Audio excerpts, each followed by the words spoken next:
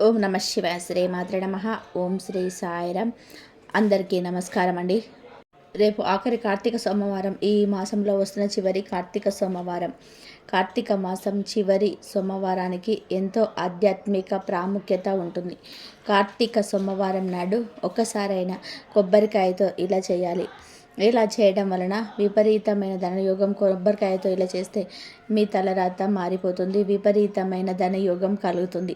కార్తీక సోమవారం అంటే పరమేశ్వరుడికి ఎంతో ఇష్టమైన రోజు. కార్తీక మాసంలో ప్రతిరోజు ఒక పర్వదినమే కనుక కార్తీక సోమవారం కొబ్బరికాయతో నారికేళ్ల దీపాన్ని వెలిగిస్తే కోటి పూజల పుణ్యఫలాన్ని పొందవచ్చు. శాస్త్రాలు చెప్తూ ఉన్నాయి. సకల సంపదలు చేకూర్దే దీపమే నారికేళ్ల దీపం. కొబ్బరికాయతో వెలిగించే దీపమే నారికేళ్ల దీపం. కార్తీక మాసంలో అది కూడా కార్తీక సోమవారం రోజు నారికేళ్ల దీపం వెలిగించటం వలన మీరు ఎన్నో శుభ ఫలితాలను పొందవచ్చు. జీవితంలో ఒక్కసారైనా సరే కొబ్బరికాయతో ఖచ్చితంగా దీపాన్ని వెలిగించాలని పురాణాలు వెల్లడిస్తూ ఉన్నాయి. మీ ఇంటికి ఎలాంటి కష్టాలు ఉన్నా సరే మీ కష్టాలన్నింటినీ గట్టెక్కించే ఏకైక దీపం నారికేళ్ల దీపం. కుటుంబ సమస్యలు, అనారోగ్య సమస్యలు, డబ్బు సమస్యలు, అప్పుల బాధలు, ఇలా ఎలాంటి సమస్యలు ఒక్కసారి ఈ నారికేళ్ల దీపాన్ని వెలిగించి చూడండి. తప్పకుండా మీకున్న సమస్యలు పోతాయి. కార్తీక మాసంలో ఏదో ఒక రోజున కార్తీక సోమవారం ఈ నారికేళ్ల దీపాన్ని వెలిగిస్తే ఆ పరమేశ్వరుడి అనుగ్రహం వల్ల ఖచ్చితంగా కూడా మీ కష్టాలన్నీ కూడా తీరిపోతాయి. మీరు కోరిన కోరికలు నెరవేరుతాయి. నారికేళ్ల దీపాన్ని వెలిగించాలి అంటే పాటించవలసిన నియమాలు ఏమిటనే విషయాన్ని గురించి ఇప్పుడు మనం ఈ వీడియోలో వివరంగా తెలుసుకుందాం. ఫ్రెండ్స్, ఫస్ట్ అయితే ఈ వీడియోకి ఒక లైక్ కొట్టండి. అలాగే మా ఛానల్ని కూడా సబ్స్క్రైబ్ చేసుకొని మాకు సపోర్ట్ చేయండి. ఎందుకు అంటే మీ సపోర్ట్ మాకు చాలా అవసరం. ఇక వీడియోలోకి వస్తే రేపు ఈ మాసంలోని చివరి కార్తీక సోమవారం. ఈ కార్తీక మాసం మొత్తం ఆధ్యాత్మికంగా ఆర్తితో నిండి ఉంటుంది. జీవితపు పరుగులో ఎంతమంది నిజంగా భగవంతుని స్మరించగలిగినారు. కొందరికి పని ఒత్తిడి, కొందరికి ఆరోగ్య సమస్యలు, మరికొందరికి పరుగు. ఈ కారణాలతో ఈ మాసంలో వచ్చిన సోమవారాల్లో పూజ చేయలేకపోయినా వారు ఉండవచ్చు. కానీ భగవంతుడు కరుణామయుడు. తప్పులు చేసిన వారిని క్షమించి మరొక అవకాశం ఇచ్చే దయామూర్తి. రేపు ఈ మాసంలోని చివరి సోమవారం. ఇది భక్తులకు చివరి బంగారు అవకాశం అన్నమాట. ఇప్పటి వరకు పూజ చేయకపోయినా, ఉపవాసం చేయకపోయినా, దానం చేయకపోయినా, దీపం పెట్టకపోయినా రేపు మాత్రం తప్పకుండా చేయండి. ఎందుకు అంటే ఈ ఒక్క రోజులో చేసిన చిన్న పూజ కూడా మొత్తం మాసం చేసిన ఫలితాన్ని ఇస్తుంది అని పురాణ వచనాలు కూడా చెప్తూ ఉన్నాయి. ఈ ఆఖరి సోమవారానికి దేవుడు స్వయంగా భక్తులకు తనకు చేరుకునే దారి చూపిస్తాడు. ఉదయాన్నే బ్రహ్మ ముహూర్తంలో లేచి మనస్సును స్వచ్ఛం చేసుకొని తలస్నానం చేయాలి. కార్తీక మాసంలో ప్రతి నీటి బిందువుకు పవిత్రత ఉంటుంది అని శాస్త్రాలు వెల్లడించాయి. స్నానం అనంతరం వెల్లడి లేదా కొత్త బట్టలు వేయటం ఆచారం. ఇక శివాలయానికి వెళ్ళడం అసాధ్యమైతే అత్యుత్తమం. స్వామికి అభిషేకం చేయండి. పంచామృతాలతో, గంగాజలంతో, చెరుకు రసంతో, పల రసాలతో, భస్మంతో, గంధంతో మీరు చేయగలిగిన రీతిలో చేయండి. శివుడు భక్తుడి సౌలభ్యాన్ని చూస్తాడు, సౌఖ్యాన్ని కాదు. మీరు ఏ పదార్థం వాడుతున్నారన్నది ముఖ్యమేమీ కాదు. ఆ తరుణంలో మీ మనసు ఎంత భక్తితో ఉన్నదే ప్రధానమైనది. మారేడు దళాలు, తులసి ఆకులు, పువ్వులు వాడి శివలింగాన్ని పూజించండి. ఆలయానికి వెళ్ళడం సాధ్యం కాకపోతే ఇంట్లోని శివలింగం లేదా శివుడి పటాన్ని పూజించండి. వీటితోనే అభిషేకం చేసినా పర్వాలేదు. ముఖ్యమైన ఏమిటంటే ఓం నమ శివాయ అనే పంచాక్షరి మంత్రంతో ఎన్నిసార్లు భక్తితో జపం చేయండి. పాపక్షయానికి, మనశ్శాంతికి, దేహ ఆరోగ్యానికి మూలమవుతుంది. ఈ ఒక్కరోజు చేసే అభిషేకం ఈ మాసమంతా చేసిన అభిషేక ఫలాన్ని ఇస్తుంది. ఈ విశ్వాసాన్ని మన పెద్దలు అనుభవం ద్వారా స్థాపిస్తారు. ఇలా ఉదయం పూజ చేసిన తర్వాత రోజంతా ఉపవాసం ఉండండి. ఇది కష్టమైతే పాలు లేదా పండ్లు మాత్రమే తీసుకొని సాత్విక ఆహారం పాటించండి. మధ్యలో వ్యర్థమైన సంభాషణలు, కోపము, అలసత్వము, ఆగ్రహం ఇలాంటివి దూరంగా ఉంచండి. ఈరోజు మనసు ప్రశాంతంగా ఉంచి శివ చింతనలో ఉండడం అతి అవసరం. సాయంత్రం ప్రదోషకాలంలో శివ దర్శనం లేదా శివస్మరణ చేసుకోండి. దీపం వెలిగించాక ఉపవాసాన్ని విరమించండి. ఇది పక్కా విధానం. ఈ ఒక్కరోజు చేసే ఉపవాసం పాపహరణమే కాకుండా సర్వరోగ నివారణ కారణి అని కూడా పురాణాలు వర్ణించాయి. దేహంలో ఉన్న చెడు శక్తులు, మనసులో ఉన్న మలిన భావాలు ఈ ఉపవాసం ద్వారా కరిగిపోతాయి. రేపు సాయంత్రం దీపదానం తప్పకుండా చేయండి. కార్తీక మాసంలో దీపం వెలిగించటం అత్యంత ప్రధానమైనది కర్మ. దీప కాంతి అనేది జ్ఞానానికి, శుభానికి, సంపదకు సూచిక. ఇంటి గుమ్మానికి ఇరువైపుల దీపాన్ని తప్పకుండా వెలిగించండి. అలాగే తులసి కోట వద్ద కూడా దీపం పెట్టి తులసి అమ్మవారిని తప్పకుండా పూజించాలి. కార్తీక మాసం అంటేనే హరిహరులు ఇద్దరికి కూడా ప్రీతికరమైన మాసం. తులసి సాక్షాత్తు విష్ణుమూర్తి ప్రియమైనది, లక్ష్మీదేవి స్వరూపం. ఈ పవిత్ర సోమవారం నాడు తులసిని పూజించడం ద్వారా శివకేశవుల అనుగ్రహం ఒకేసారి లభిస్తుంది. దీనివల్ల ఇంట్లో ఐశ్వర్యానికి, ముఖ్యంగా ముత్తైదువులకి సౌభాగ్యానికి ఎప్పటికీ లోటు ఉండదు. కాబట్టి తులసి పూజ అసలు మర్చిపోవద్దు. అంతేకాకుండా ఈ మాసంలో ఇప్పటి వరకు ఉసిరికాయ మీద దీపం పెట్టని వారు ఉంటే రేపు ఆఖరి అవకాశం కాబట్టి తప్పకుండా ఆ దీపాన్ని వెలిగించండి. ఉసిరి చెట్టులో సాక్షాత్తు శ్రీ మహావిష్ణువు, లక్ష్మీదేవి కొలువై ఉంటారని శాస్త్రాలు చెప్తూ ఉన్నాయి. ఒక మంచి ఉసిరికాయను తీసుకొని దాన్ని శుభ్రం చేసి పైన కొద్దిగా చదురుగా కట్ చేసి అందులో కొంచెం చిన్న గుంతలా చేసి ఆవు నెయ్యి పోసి దూదితో ఒత్తి చేసి వెలిగించాలి. ఈ ఉసిరి దీపాన్ని తులసి కోట వద్ద లేదా దేవుడి మందిరంలో వెలిగించడం ద్వారా మన దరిద్రాలు, పాపాలు తొలగిపోయి మహాలక్ష్మీదేవి అనుగ్రహం కలుగుతుంది. అనంతమైన పుణ్యం లభిస్తుంది. మీరు ఆవు నెయ్యితో వెలిగిస్తే శ్రేష్టం. అది కుదరకపోతే నువ్వుల నూనెనైనా వాడవచ్చు. ముఖ్యంగా 365 ఒత్తులు కలిగిన దీపం వెలిగించగలిగితే ఇది ఒక్క రోజులో సంవత్సరం అంతా కూడా దీపారాధన చేసిన సమాన పుణ్యాన్ని ఇస్తుంది. దీపం వెలిగినప్పుడు ఆ కాంతిని కొద్దిసేపు మనసారా చూస్తూ ప్రార్థించండి. శివశక్తి మన జీవితంలో ఎల్లప్పుడూ ఉండి జ్ఞాన దీప్తి ప్రసాదించాలి అని చెప్పి దీపదానానికి తోడుగా దానం కూడా ఈ రోజున చేయడం మర్చిపోవద్దు. దానం అంటే కేవలం ధనం ఇవ్వడం మాత్రమే కాదు, ఆకలితో ఉన్నవారికి అన్నం పెట్టడం. అది అన్నిటికంటే కూడా గొప్పది. ఆహారం, వస్త్రాలు లేదా కనీస ధర్మం ఏం ఇచ్చినా శివుడు అనుగ్రహిస్తాడు. తృప్తిగా తిన్నట్టు దానం చేసే మనస్సు భగవంతుడి పూజ కంటే కూడా ఉన్నతం అని మన గురువులు చెప్పాడు. శివాలయాల్లో దీపారాధనల కోసం నూనె, వత్తులు, నెయ్యి వంటివి అందించడం కూడా ఒక పుణ్యకార్యం. మీరు ఇచ్చే చిన్న సహాయం కూడా మీకు అపారమైన పుణ్యఫలాన్ని ఇస్తుంది. ఇక ఈరోజు పఠనానికి కూడా ఎంతో మహిమ ఉంది. కార్తీక పురాణంలోని చివరి అధ్యయనాలను చదవడం లేదా వినడం చేయండి. శివ స్తోత్రాలు, లింగాష్టకం, బిల్వాష్టకం, శివపూర్వ కథలు చదవడం లేదా వినడం ద్వారా మనస్సు ప్రశాంతమవుతుంది. ఈరోజు చేసే స్తోత్ర పారాయణం ఈ మాసమంతా కూడా చేసిన పారాయణతో సంపూర్ణం. చదవటం కుదరకపోతే శివుడి గుణగణాలను మనసులో తలుచుకోండి. శివ కథలు చెప్పండి, పిల్లలకి వినిపించండి. ఇది కూడా పుణ్యమే. ఈ రేపటి రోజున ముఖ్యమైన విషయం గుర్తుపెట్టుకోండి. మనసులోని నెగటివ్ ఆలోచనలు, విరక్తి, కోపం ఇలాంటి దూరం పెట్టండి. ఆ రోజు ఎలాంటి బాధనలు, అధర్మపు మాటలు, వ్యర్థ ఖర్చులు చేయకండి. దీపం వెలిగించి శాంతంగా కూర్చొని ఓం నమ శివాయ అనే మంత్రాన్ని కనీసం 21 సార్లు జపించి రోజును ముగించండి. దీపం ఆగిపోయే వరకు ఎవరిని వాదించకూడదు. అశాంతం శాంతి భావంతో ఉండాలి. దీని వలన కుటుంబంలో శాంతి స్థిరమవుతుంది, శుభ శక్తులు నిలుస్తాయి. ఈ విధంగా రేపు ఆఖరి కార్తీక సోమవారం రోజు దీపదానము, దానము, ఉపవాసము చేసి నిషిద్ధ ఆహారానికి దూరంగా ఉండి మనసును పవిత్రంగా ఉంచి గడపండి. ఇది మీ పాపాలను హరిస్తుంది, మీ కుటుంబానికి ఐశ్వర్యము, ఆరోగ్యము, ఆనందం తెస్తుంది. ఈ చిన్న ఆచరణే మీలోని చీకటిని తొలగించే శక్తిగా మారుతుంది. ప్రతి దీపం వెలిగించినప్పుడు మీ జీవితం కాంతిలోనికి వస్తుంది. ఈ ఒక్క రోజు శివుడి పూర్తి భక్తితో స్మరించండి. మనలో ఉన్న మానవత్వాన్ని, దయా స్వరూపాన్ని ఆయనకు అర్పణ చేయండి. ఈ ఆఖరి కార్తీక సోమవారం కేవలం ఒక పండగ రోజు కాదు, ఇది కొత్త ఆరంభానికి సూచక. గుర్తుంచుకోండి, దేవుడిపైన భక్తి, నమ్మకం చాలా ముఖ్యం. ఇవి లేకుండా మీరు పూజ, ఉపవాసము, దానాలు చేసిన ఎలాంటి ఫలితం ఉండదు. దేవతలకే దేవుడైన పరమేశ్వరుడికి 3 కన్నులు ఉంటాయి. అలాగే కొబ్బరికాయకు కూడా 3 కన్నులు ఉంటాయి. కాబట్టి పరమేశ్వరుడికి అలాగే కొబ్బరికాయకు చాలా అనుబంధం ఉంటుంది. కొబ్బరికాయలోని త్రిమూర్తులు నివసిస్తూ ఉంటారు. సంపదలకు దేవత అయిన శ్రీ మహాలక్ష్మీదేవి కూడా కొబ్బరికాయ అంటే చాలా ఇష్టం. ముక్కోటి దేవతలకు కూడా కొబ్బరికాయ చాలా ప్రీతికరమైనది. కాబట్టి మనం పూజ చేసి సమయేటప్పుడు గుడికి వెళ్ళేటప్పుడు ఇప్పుడు ఖచ్చితంగా దేవుడికి కొబ్బరికాయలు కొడతాం. ఇంతటి పవిత్రమైన కొబ్బరికాయ దీపం వెలిగిస్తే పూర్వజన్మ పాపాలన్నీ కూడా తొలగిపోతాయి. అఖండ రాజయోగం కూడా వస్తుంది.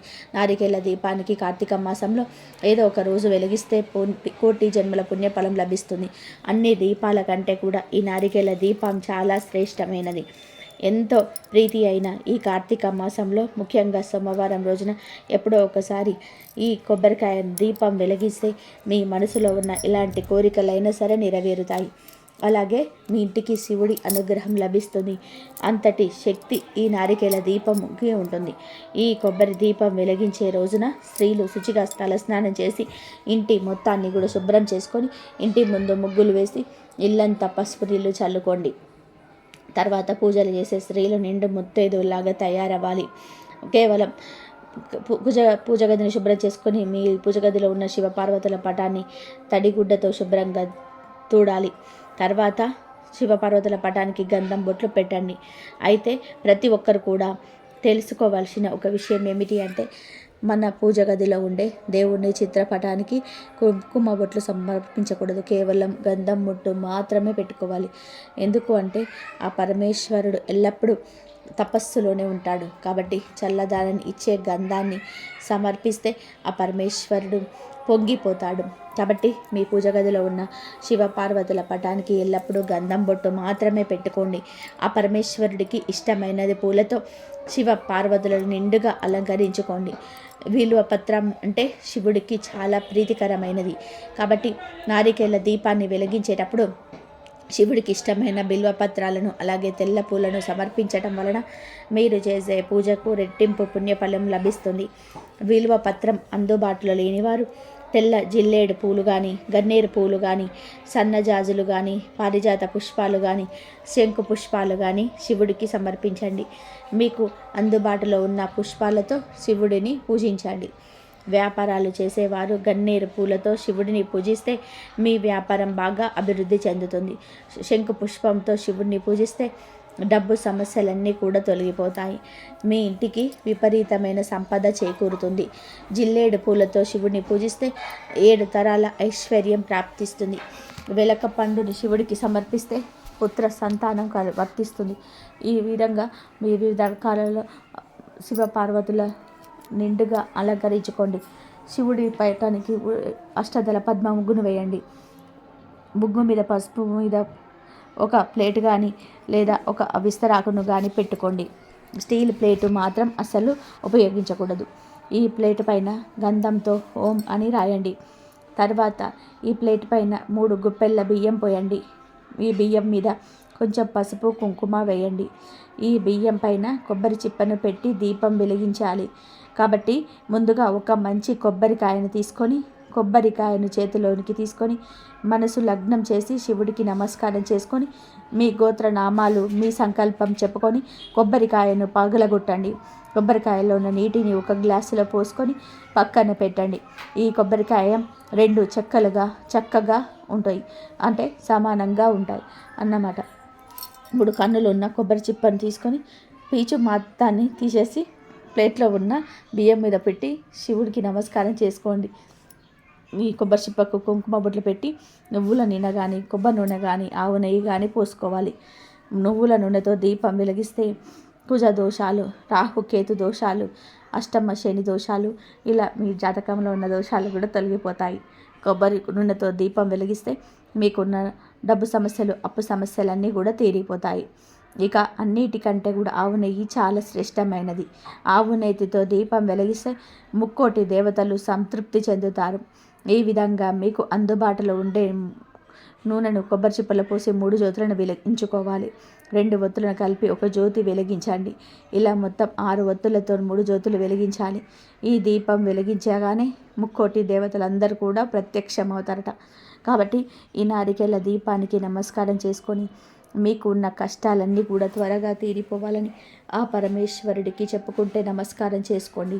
అలాగే నారికేల దీపం వద్ద పూలు అలాగే అక్షింతలు వేయండి. కొబ్బరికాయను పగలగొట్టినప్పుడు కొబ్బరి నీళ్ళు వస్తాయి కదా, ఆ కొబ్బరి నీటిని పూజలో నైవేద్యంగా పెట్టుకోవచ్చు. అలాగే మీరు కొబ్బరికాయ పగలగొట్టినప్పుడు రెండవ చిప్ప ఉంటుంది కదా, ఆ చిప్పకు ఉన్న కొబ్బరిని చిన్న చిన్న ముక్కలుగా కోసి అందులో కొంచెం పంచదారను కలిపి శివయ్యకు నైవేద్యంగా సమర్పించవచ్చు. ఇక చివరిగా ఈ నారికేళ్ల దీపానికి ఆరతి ఇచ్చి శివయ్యకు నమస్కారం చేసుకొని 3 ప్రదక్షిణాలు చేసి మీ పూజను ముగించవచ్చు.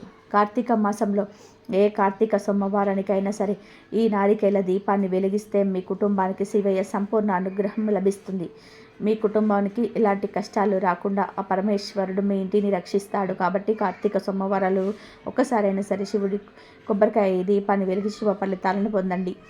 కార్తీక మాసం ఎంతో పవిత్రమైన మాసం. స్నానం, దానం, జపాలు, పూజలు, ఉపవాస వ్రతాలు, దీపాన్ని వెలిగించటం, వనభోజనాలు వంటివి చేయడం వలన జన్మ జన్మల పాపాలను నక్షాపరణ చేసి ఆనందమైన పుణ్య ఫలాలను ప్రసాదించే మహిమాన్వితమైన మాసం కార్తీక మాసం. చాంద్రమాన ప్రకారం కార్తీక మాసం 8వది. శరదృతువులో 2వ మాసం. ఈ మాసంలోనే పూర్ణిమ నాడు చంద్రుడు కృత్తికా నక్షత్ర సమీపంలో సంచరిస్తూ ఉండడం వలన ఈ మాసానికి కార్తీక మాసం అని పేరు వచ్చింది. కార్తీక మాసానికి సమానమైన మాసము లేదు. శ్రీ మహావిష్ణువుకు సమానమైన దేవుడు లేడు. వేదంతో సమానమైన శాస్త్రము లేదు. గంగతో సమానమైన తీర్థము లేదు అని స్కాంద పురాణం చెప్తుంది. అన్ని మాసాలలో చేసే ఆధ్యాత్మిక కార్యక్రమాల కన్నా కార్తీక మాసంలో చేసే ఉపవాసాలు, స్నానము, దానము ఎన్నో రెట్ల ఫలాలను ఇస్తుందని పురాణాలు చెప్తూ ఉన్నాయి. ఈ మాసంలోని నిత్యం ప్రాతకాలంలో స్నానమాచరించి గుడికి వెళ్ళి దీపారాధన చేస్తే అత్యంత పుణ్యఫలం లభిస్తుందని పండితులు చెప్తూ ఉన్నారు. అయితే ఈ కార్తీక మాసం పూర్తయ్యేలోపు ఒక్కసారైనా సరే మర్చిపోకుండా ఈ ఆకును తినాలి. అలా తింటే మీ ఇంట్లో డబ్బుల వర్షం కురుస్తుంది. కానీ విని ఎరగని అదృష్టం పడుతుంది. అంతులేని ఐశ్వర్యం సిద్ధిస్తుంది. అనారోగ్య సమస్యలు కూడా పోతాయి. కార్తీక మాసంలో ఈ ఆకును తింటే ఆరోగ్యానికి కూడా చాలా మంచిదని శాస్త్రాలు కూడా చెబుతూ ఉన్నాయి. మరి కార్తీక మాసంలో ఒక్కసారైనా తినాల్సిన ఆకు ఏమిటో ఇప్పుడు మనం ఈ వీడియోలో వివరంగా తెలుసుకుందాము. అంతకన్నా ముందు కార్తీక మాసంలో ఒక రాయిని దానం చేస్తే ఎటువంటి ఫలితం కలుగుతుందో తెలిపే కథను విందాము. ఒకసారి జనక మహారాజు వశిష్ఠ మహర్షిని కార్తీక మాసంలో సాలగ్రామ దానం ఎప్పుడు చేయాలి, దాని వలన ఎలాంటి ఫలితం కలుగుతుందని అడుగుతాడు. అప్పుడు వశిష్ఠుల మారు రాజోత్తమ, కార్తీకంలో సాలగ్రామ దానం చేయాలి. ఆ విధంగా చేయడం వలన ఎలాంటి ఫలితం కలుగుతుందనే విషయానికి సంబంధించిన కథను వశిష్ఠ మహర్షిని జనక మహారాజుకు చెప్పడం మొదలు పెడతాడు. పూర్వం గోదావరి తీరంలో ఒక వైశ్యుడు ఉండేవాడు. ఆయన చాలా పిసినారి. ఊళ్ళో వాళ్లకు అప్పులు ఇస్తూ అధిక వడ్డీలు లాభడుతూ ఉండేవాడు. అంతటి సిరి సంపదలు ఉన్నప్పటికీ కూడా ఆయనకి ఎవరికి ఎలాంటి సహాయం చేయడు. దైవ కార్యాల వైపు కన్నెత్తి కూడా చూడడు. ఏ రోజుకు ఆ రోజు ఎంత లాభం వచ్చిందని లెక్కలు వేసుకుంటూ ఉంటాడు.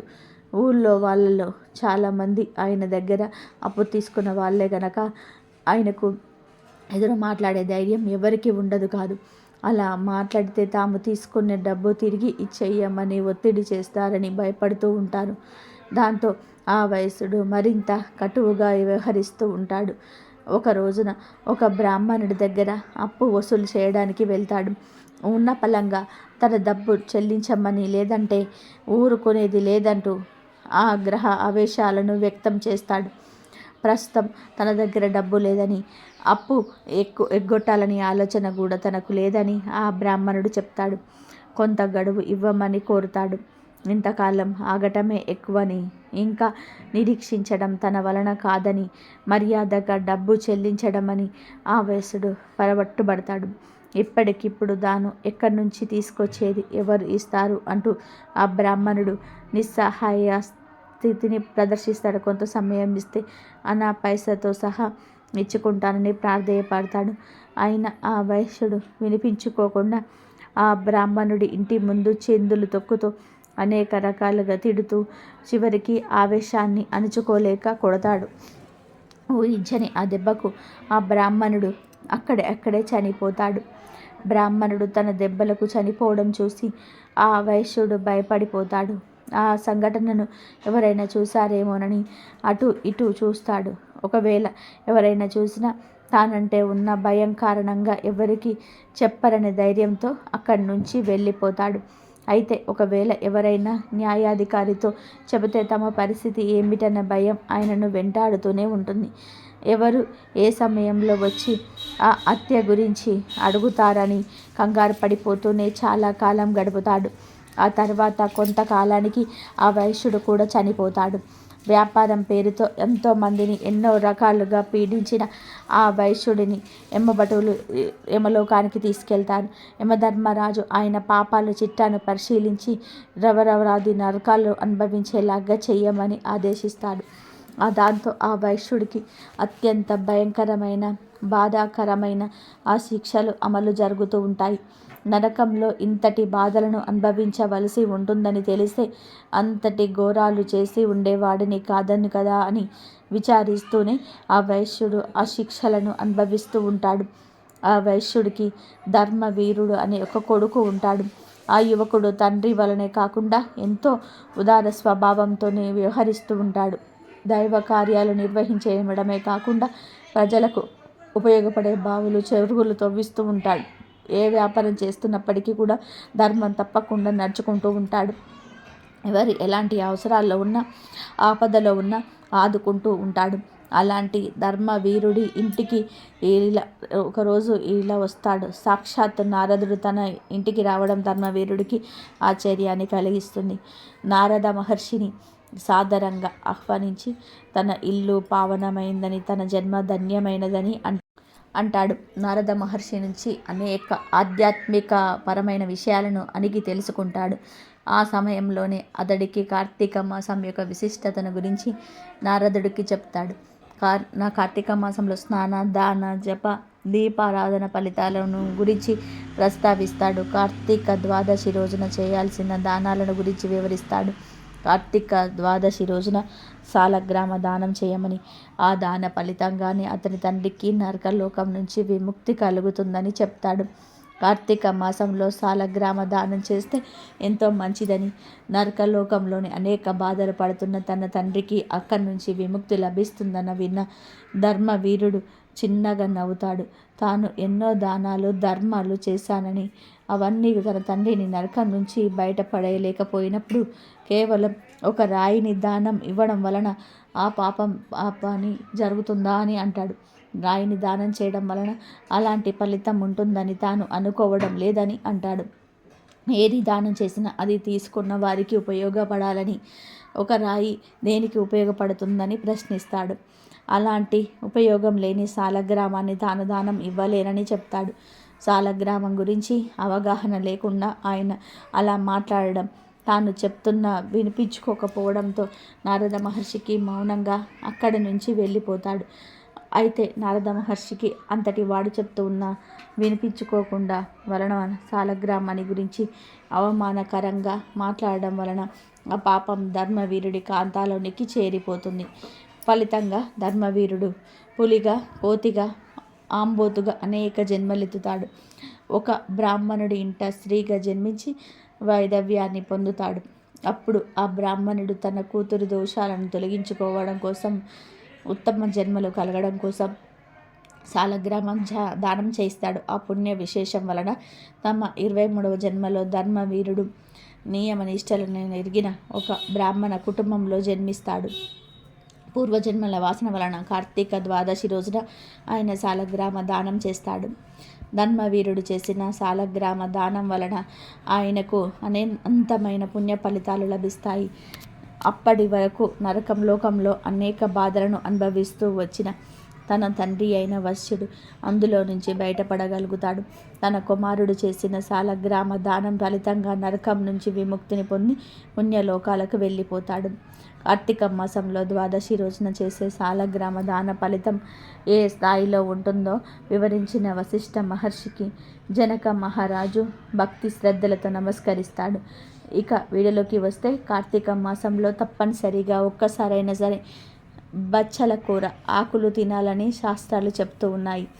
అంటే బచ్చల కూర వండుకొని తినాలి, లేదా పచ్చడి అయినా సరే చేసుకొని తినాలి. చాలామందికి ఈ విషయం తెలుసు.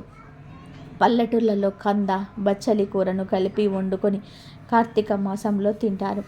దీనిలో ఉల్లి, వెల్లుల్లిపాయ వేయకుండా తింటే చాలా మంచిది. కార్తీక మాసంలో ఈ బచ్చలి కూర తినడం వలన కని విని ఎరగని అదృష్టం మిమ్మల్ని వరిస్తుంది. తరగని ఐశ్వర్యం వస్తుంది. శివానుగ్రహం కలుగుతుంది. ఆరోగ్యానికి కూడా చాలా మంచిది గనక కార్తీక మాసంలో ఒక్కసారైనా సరే బచ్చల కూరను తినండి. బచ్చలి కూర చాలా మంచిది. బచ్చలి కూర తినడం వలన చురుకుదనం పెరుగుతుంది. బచ్చల కూర మన తెలుగు రాష్ట్రాలలో విరివిరిగా దొరుకుతుంది. బచ్చల కూర తినడం వలన మానసిక రోగాలు తగ్గుతాయి. అంతేకాదు ఈ ఆకులు తినడం వలన శరీరంలోని వ్యర్థాలు పోతాయి. కంటి చూపు మెరుగుపడుతుంది. బచ్చలి ఆకుల్లోని అనేక రకాల విటమిన్లు ఉంటాయి. ఒక బచ్చలి కూరను తింటే చర్మం బాగుంటుంది. రాత్రి సమయంలో బాగా నిద్ర పడుతుంది. అలసట ఉండదు. శక్తివంతంగా ఉంటారు. తరచూ బచ్చలి కూర తింటే చాలా శక్తివంతంగా మారుతారు. కార్తీక మాసంలోనే కనీసం ఒక్కసారైనా సరే బచ్చలి కూరను తింటే చలికాలంలో వచ్చే అనేక రకాల అనారోగ్య సమస్యల బారిన పడకుండా ఉంటారు. ఉల్లాసంగా ఉంటారని శాస్త్రాల్లో ఉంది కనుక కార్తీక మాసంలో ఒక్కసారైనా సరే బచ్చలి కూరను తినండి. మంచి ఆరోగ్యాన్ని పొంది ఆనందంగా జీవించండి. ఈ వీడియో కనుక మీకు నచ్చినట్లయితే ప్లీజ్ లైక్ చేయండి, షేర్ చేయండి, సబ్స్క్రైబ్ చేయండి. మరొక మంచి వీడియోతో మళ్ళీ కలుద్దాం. కాబట్టి రేపు కార్తీక మాసం చివరి రోజు గనక మీరు ఈ విధంగా చేసుకోండి. ఓం నమః శివాయ. శ్రీమాత్రే నమః. ఓం